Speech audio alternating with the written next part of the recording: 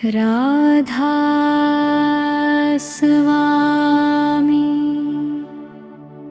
दयाल की दया अपरंपार है।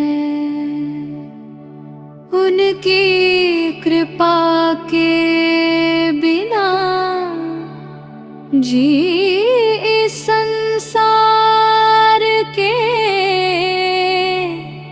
मोह माया के जाल से बाहर नहीं निकल सकता।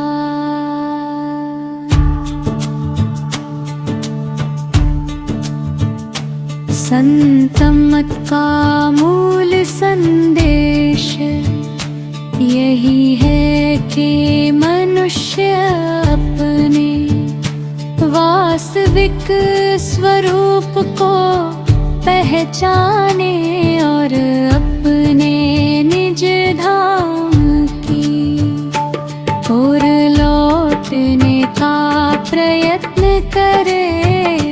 यह संसार एक सराय के समान है, जहाँ जीव कुछ समय के लिए ठहरता है और फिर आगे बढ़ जाता है।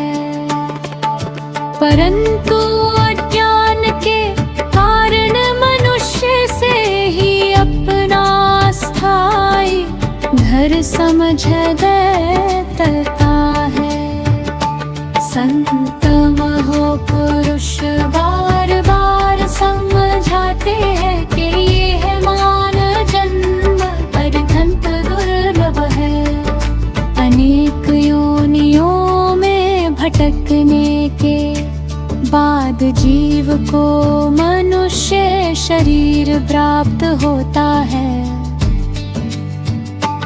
इस शरीर का उद्देश्य केवल खाना पीना, धन कमाना और सांसारिक सुख भोगना नहीं है। इन कार्यों में पशु भी लगे रहते हैं। मनुष्य की विशेषता यह है कि वो अपने सृजनहार को पहचान सकता है और आत्मा को उसके मूल स्रोत से मिला सकता है। आज संसार में अधिकांश लोग बाहरी उपलब्धियों को ही सफलता मानते हैं। कोई धन कमाने में लगा है, कोई पद और प्रतिष्ठा पाने में, तो कोई परिवार और संबंधों में इतना उलझ जाता है कि उसे अपने वास्तविक लक्ष्य की याद ही नहीं रहती। जब तक शरीर स्वस्थ रहता है, मनुष्य अपने आप को बहुत शक्तिशाली समझता है। परंतु समय आने पर उसे समझ में आता है कि ये शरीर नश्वर है। संतों ने कहा है कि ये संसार परिवर्तनशील है।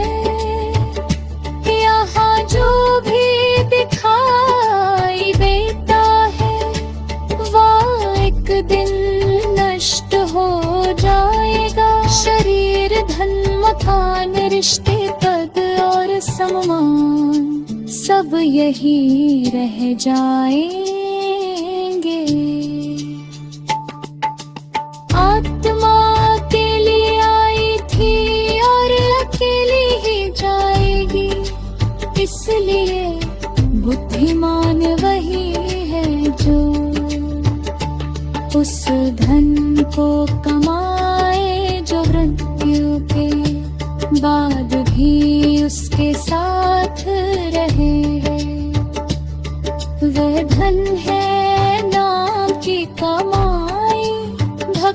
की कमाई और सत्संग की कमाई, मनुष्य जीवन का सबसे बड़ा उद्देश्य परमात्मा की प्राप्ति है। जब तक आत्मा अपने स्रोत से नहीं मिलती, तब तक उसे वास्तविक शांति नहीं मिल सकती।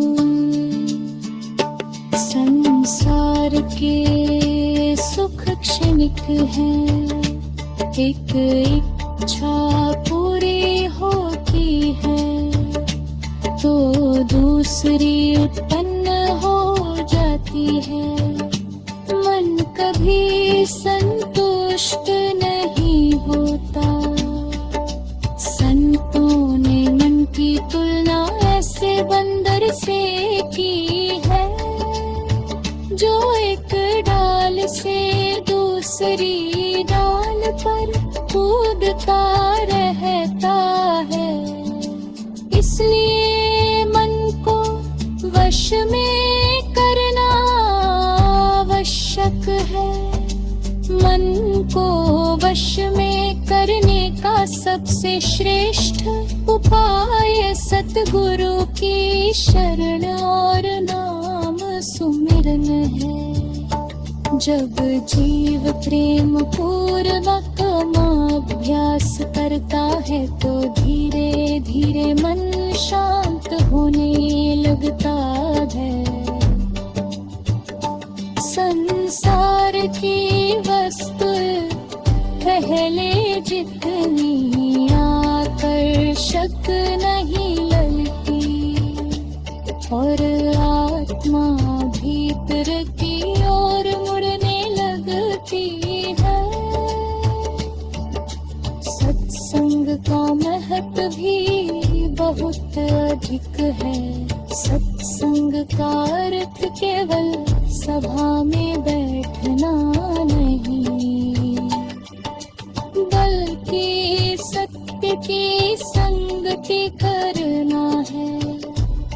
जब हम संतों की वाणी सुनते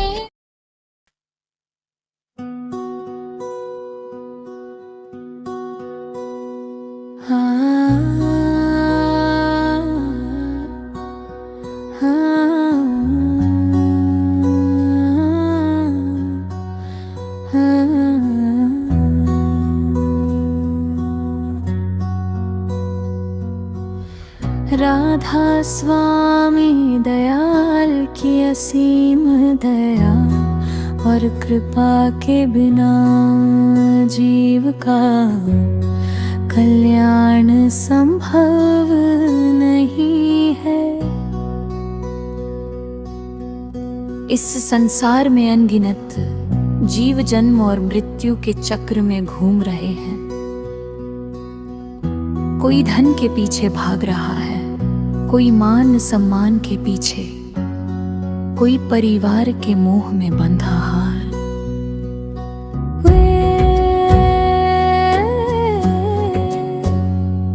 लेकिन संत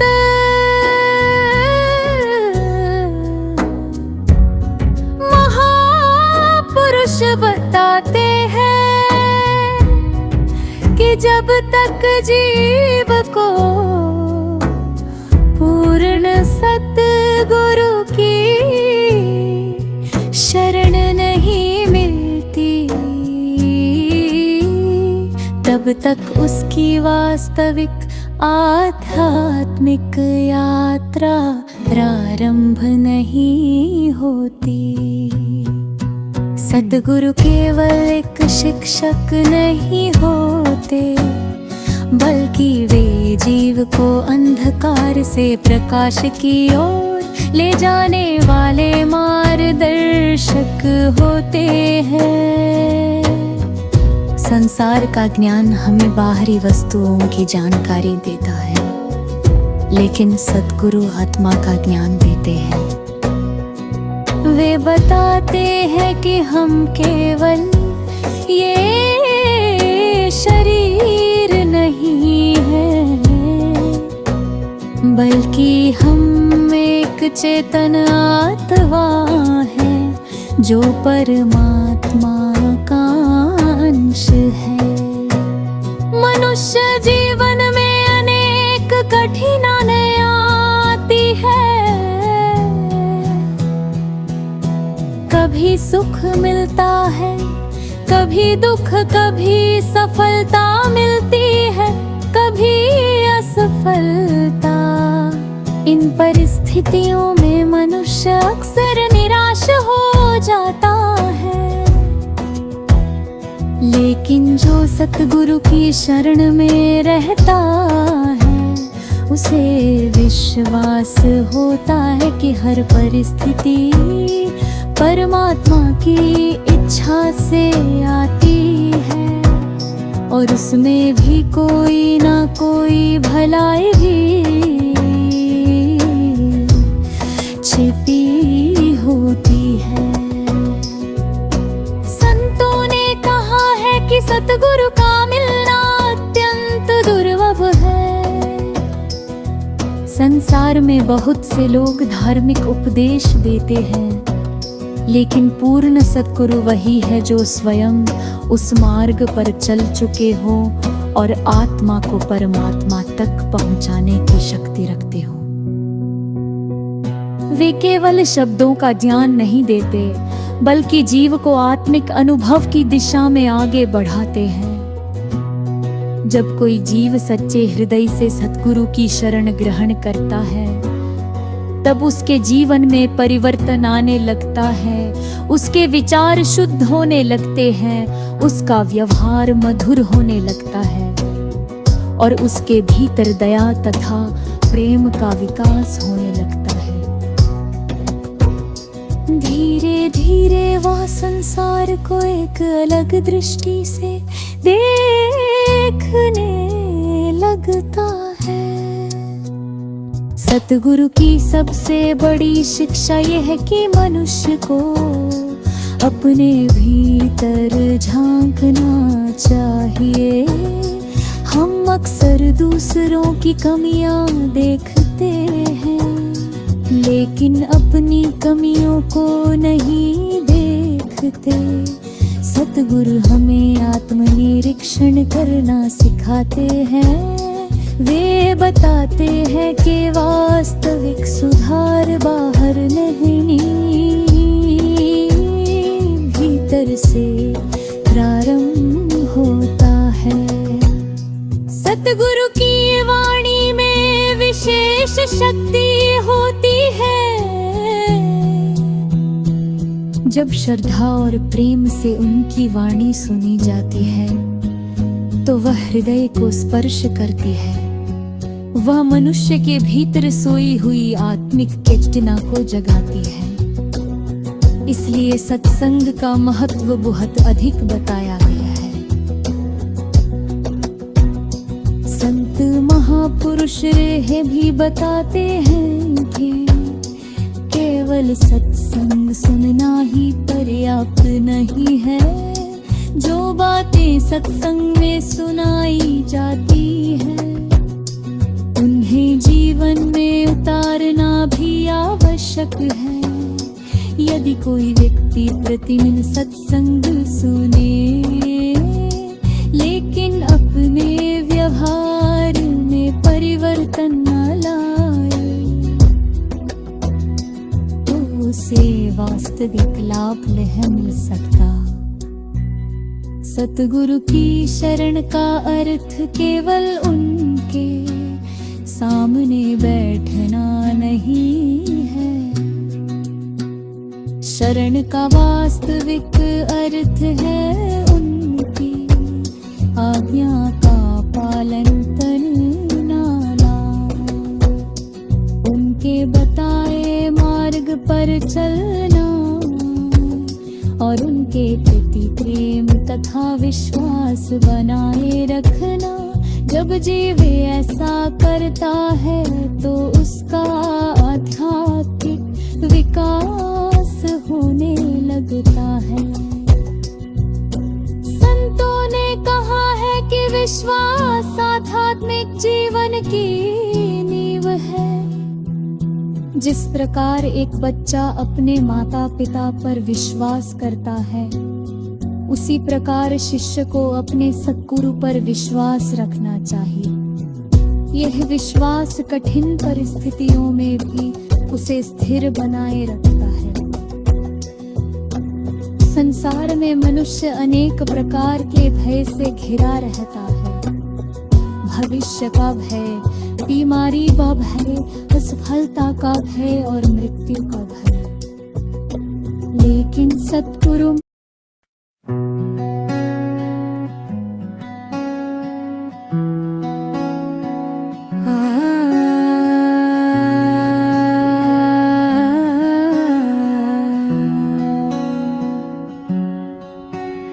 राधा स्वामी मत में नाम सुमिरन और भजन को आत्मा की उन्नति का सबसे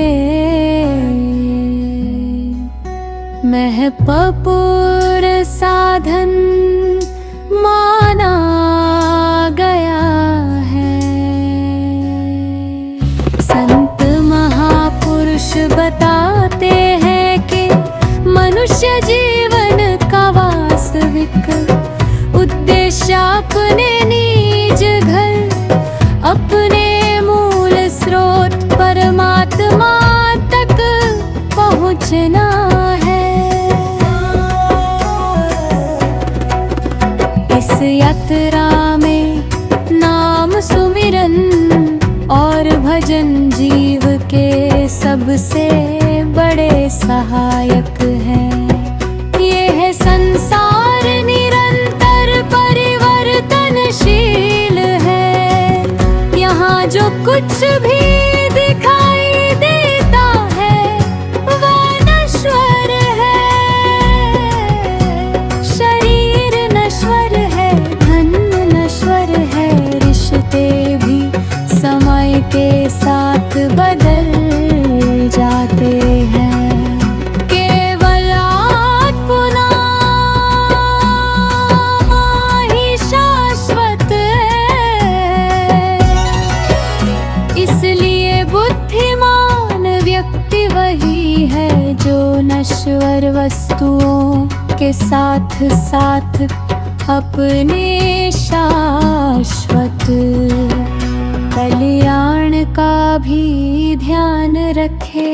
संतों ने कहा है कि मनुष्य का मन बहुत चंचल है। वे हर समय किसी न किसी विषय में भटकता रहता है। कभी अतीत की बातों में, कभी भविष्य की चिंताओं में, तो कभी इच्छाओं और कल्पनाओं में। इसी कारण मनुष्य को भीतर की शांति प्राप्त नहीं हो पाती। नाम सुमिरन मन को नियंत्रित करने का एक श्रेष्ठ साधन है। जब साधक प्रेम और श्रद्धा के साथ प्रभु नाम का स्मरण करता है, तब उसका मन धीरे धीरे संसार की ओर से हटकर भीतर की ओर मुड़ने लगता है। शुरुआत में कठिनाई होती है, लेकिन नियमित अभ्यास से मन शांत होने लगता है। संत महापुरुष बताते हैं कि जैसे शरीर को स्वस्थ रखने के लिए भोजन आवश्यक है, वैसे ही आत्मा को जागृत रखने के लिए नाम सुमिरन आवश्यक है। यदि आत्मा को आध्यात्मिक आहार न मिले तो वह संसार की माया में उलझी रहती है।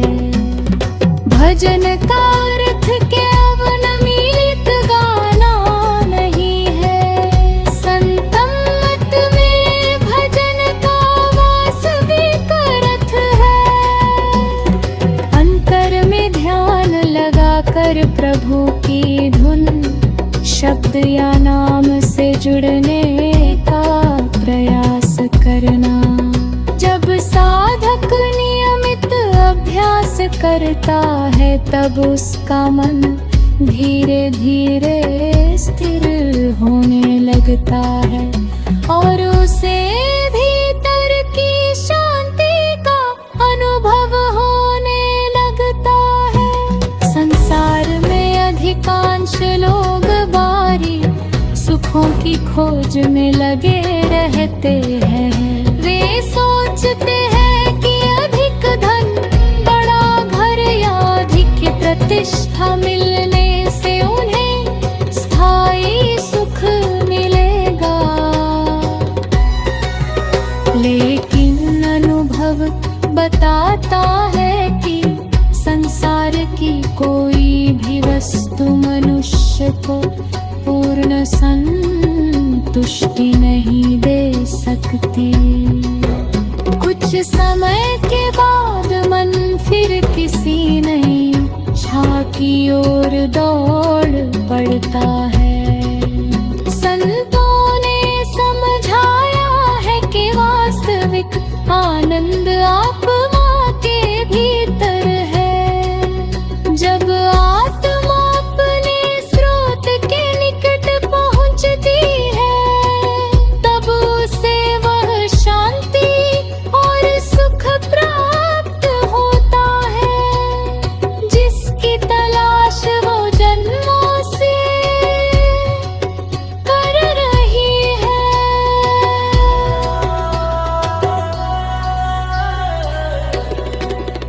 नाम सुमिरन का अभ्यास हमें बुरे विचारों से भी बचाता है।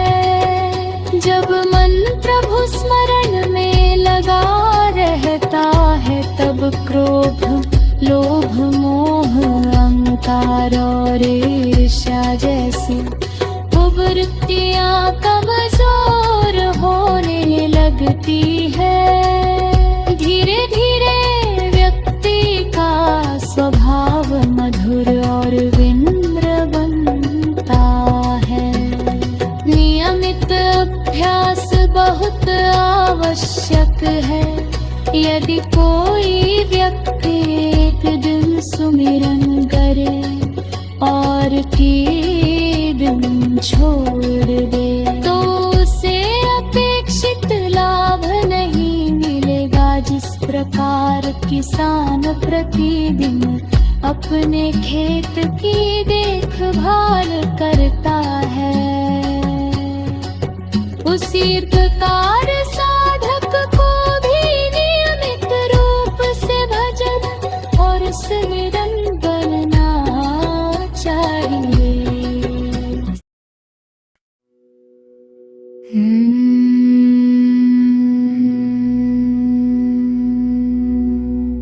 राधा स्वामी मत में सेवा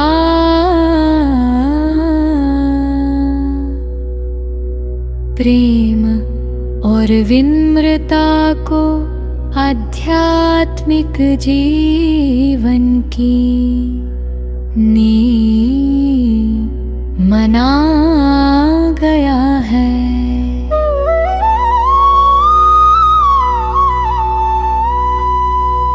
संत महापुरुष बताते हैं कि केवल ज्ञान प्राप्त कर लेना ही पर्याप्त नहीं है, बल्कि उस ज्ञान को अपने जीवन में उतारना भी आवश्यक है। जब मनुष्य सेवा, प्रेम और नम्रता को अपनाता है तभी उसका हृदय निर्मल बनता है और वह परमात्मा की कृपा का पात्र बनता है। इस संसार में प्रत्येक व्यक्ति सुख चाहता है, कोई धन में सुख खोजता है, कोई पद में, कोई परिवार में और कोई भौतिक सुविधाओं में। लेकिन संतों ने समझाया है कि वास्तविक सुख बाहरी वस्तुओं में नहीं, बल्कि भीतर की शांति में है। और यह शांति तब प्राप्त होती है जब मनुष्य सेवा, प्रेम और नम्रता को अपनाता है। तभी उसका हृदय निर्मल बनता है और वह परमात्मा की कृपा का पात्र बनता है।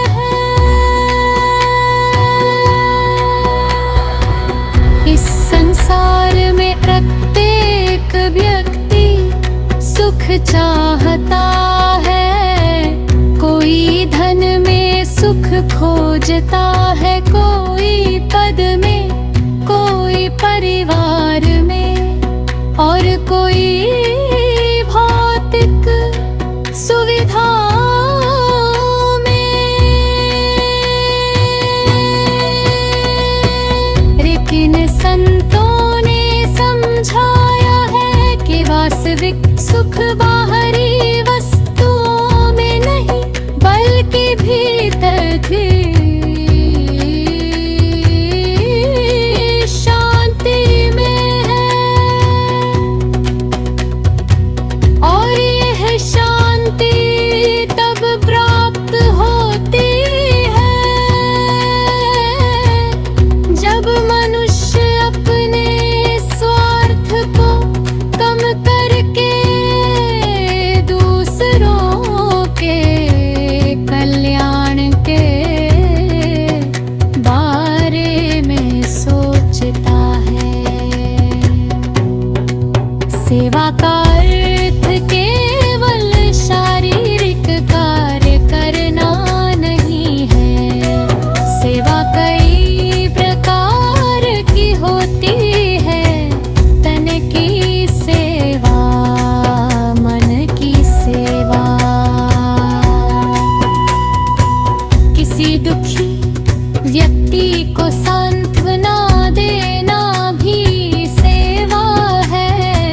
किसी की सहायता करना भी सेवा है और प्रेम पूर्वक अच्छे विचार बांटना भी सेवा है। सेवा का वास्तविक मूल्य उसके पीछे छिपी भावना में होता है। यदि सेवा करते समय मन में अहंकार आ जाए कि मैंने ये किया या मेरे कारण यह कार्य हुआ, तो सेवा का धार्मिक लाभ कम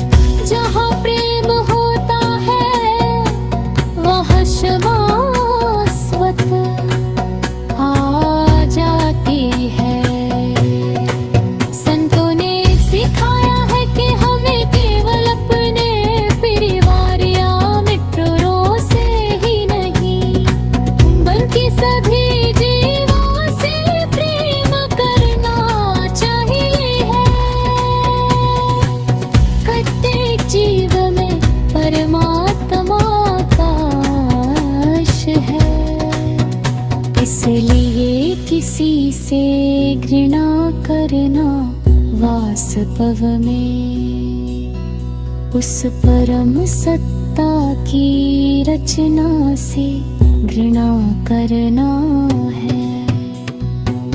विनम्रता का महत्व भी अत्यंत बड़ा है। अहंकार मनुष्य को परमात्मा से दूर ले जाता है, जबकि विनम्रता उसे परमात्मा के निकट लाती है। जिस व्यक्ति के भीतर अमृता होती है।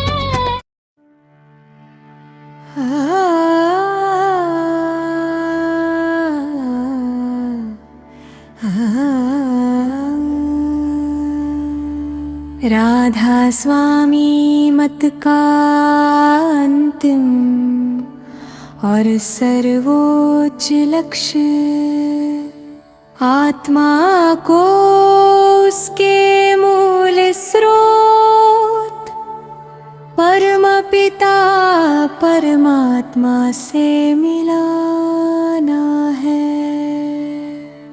संत महापुरुष बताते हैं कि आत्मा मूल रूप से शुद्ध चैतन्य और आनंद स्वरूप है। वह परमात्मा का अंश है, लेकिन काल और माया के प्रभाव में आकर संसार के बंधनों में उलझ गई।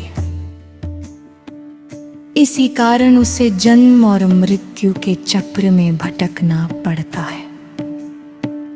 मनुष्य जीवन आत्मा की मुक्ति का एक अनमोल अवसर है। ये शरीर केवल भौतिक सुख भोगने के लिए नहीं मिला है, बल्कि आत्मा को उसके वास्तविक घर तक पहुंचाने के लिए मिला है। जो व्यक्ति इस उद्देश्य को समझ लेता है, उसका जीवन धन्य हो जाता है। संतों ने कहा है कि संसारिक स्वप्न के समान है। जब तक स्वप्न चलता है वह वास्तविक प्रतीत होता है, लेकिन जागने पर उसका कोई अस्तित्व नहीं रहता।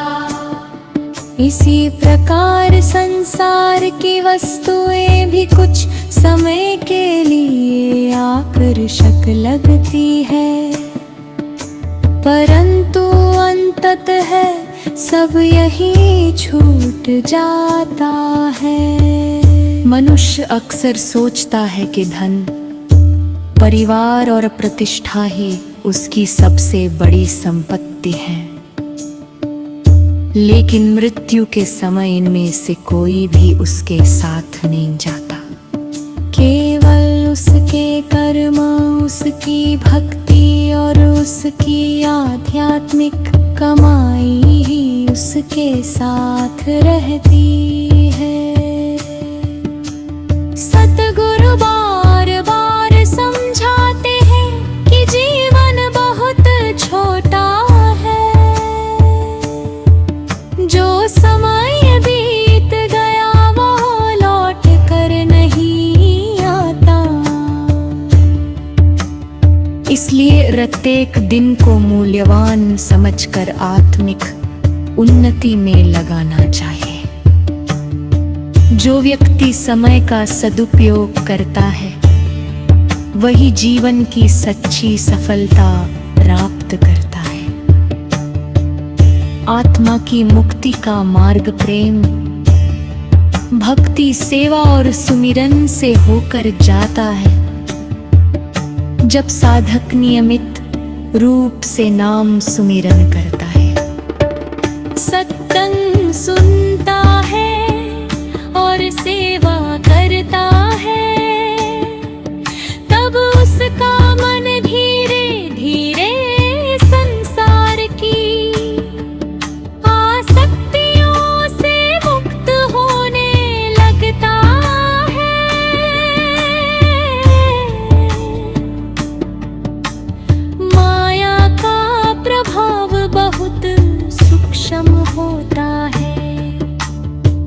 वो मनुष्य को यह विश्वास दिलाती है कि संसार ही सब कुछ है।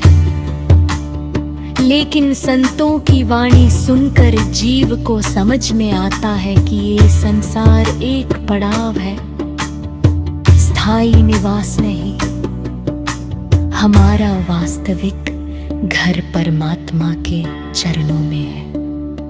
संत महापुरुष बताते हैं कि आत्मा का स्वभाव ऊपर उठना है, जबकि मन और इंद्रियां उसे नीचे की ओर खींचते हैं।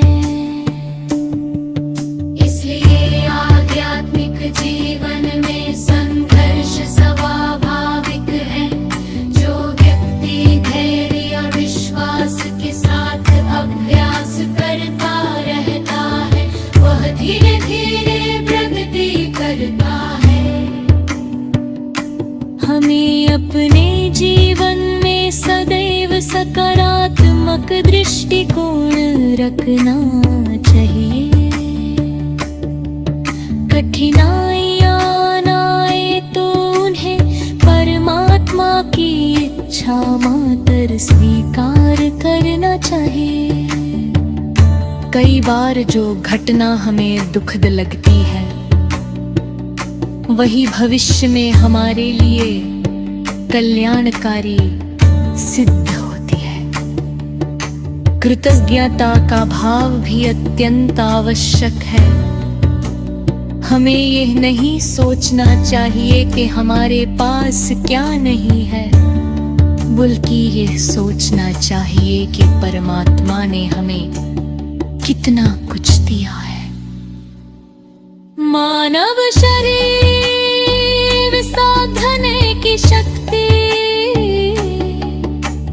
भक्ति का अवसर और सतगुरु की शरण। जब मनुष्य कृतज्ञ बनता है तब उसके भीतर शिकायतें कम होने लगती है और संतोष बढ़ने लगता है। संतोष ऐसा धन है जो जीवन को सुखमय बना देता है। संतों ने यह भी सिखाया है कि किसी के प्रति द्वेष न रखे। यदि कोई हमें कष्ट पहुंचाए तो भी हमें अपने मन को नफरत से भरने नहीं देना चाहिए। क्षमा और प्रेम आत्मा को ऊंचा उठाते हैं, जबकि क्रोध और द्वेष उसे नीचे गिराते हैं। आध्यात्मिक मार्ग में धैर्य बहुत आवश्यक है। जैसे एक बीज को वृक्ष बनने में समय लगता है, वैसे ही भक्ति के कमाल